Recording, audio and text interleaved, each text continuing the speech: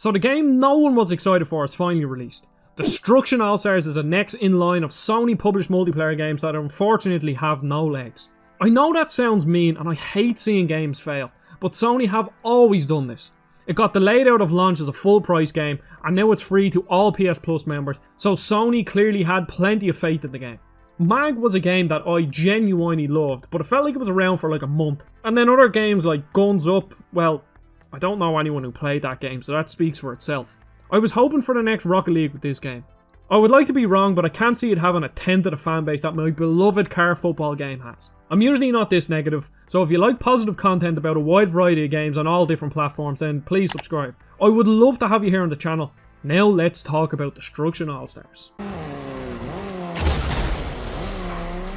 I want to point out the positives that this game has. The visuals of Destruction AllStars are great. Yes, they kind of look a bit like Fortnite, but that doesn't mean they can't be good. It's extremely vibrant with colours popping left, right and centre, from the UI to the fun characters and their unique vehicles.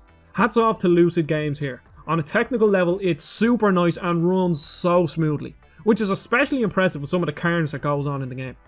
Speaking of the carnage, it does have its moments. And by that I mean them times when you jump out of your own car, hijack another, destroy another and then dodge an incoming swinging hammer, and when these happen I was having a genuine blast. When your slam connects you can feel and hear every part of your car crunching off the other.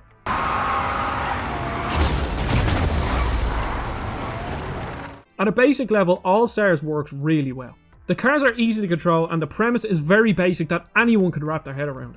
The loop of using cars almost like weapons in a Quake-style multiplayer is interesting, and has you constantly on your toes.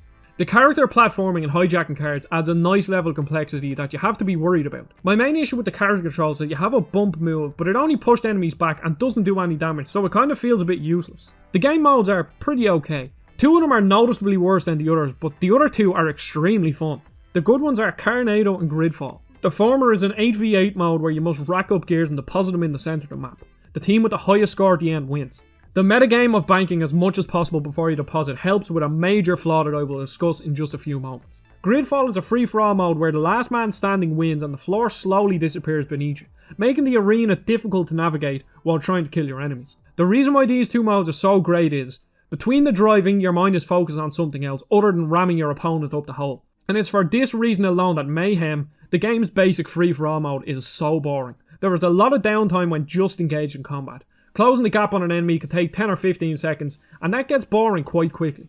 In other modes you have different objectives to keep you always thinking while playing. Part of the reason why hero shooters, or hero vehicle combat games, I guess in this case, succeed is due to their interesting cast of characters. Think of any big hero shooter the past while and you can instantly think of some memorable characters. Overwatch has Lucio, Winston and Reinhardt, and Apex Legends has that fecker who's voiced by Roger Craig Smith. I don't even play Apex and I know about him just because of how popular he is. I like the designs of the characters in this, the voice acting is good and their unique cars, essentially their ultimate, had me swapping out trying to find my favourite. The big issue here is that they failed to establish any real backstory to them. Overwatch had the cinematic trailer, so does TF2. This game's story, if you want to call it that, is delivered in these little content packs that have some fun challenges, but some dumb fecker decided to put them all behind a paywall. I played the one they give you for free and it establishes two characters, Ultimo and Gian. And guess which two characters I naturally gravitated towards? These two. Look, I'm all for businesses making money, but come on, you need to get us invested in characters for it to succeed. And these character packs aren't worth even the €4 you charge for them.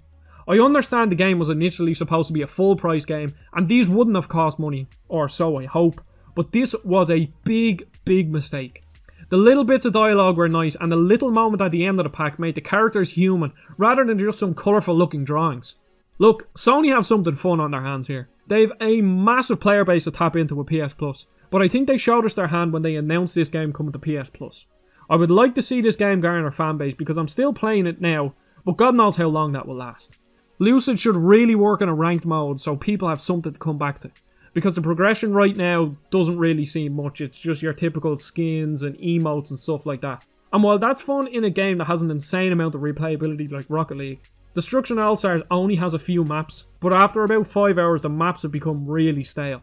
So I think having another progression system outside of just character emotes or skin would really benefit this game. Thanks for watching everyone. Please subscribe if you want more thoughts on random games. I have a Discord going and I would love to see you there where we talk about just all sorts of stuff. It doesn't really matter.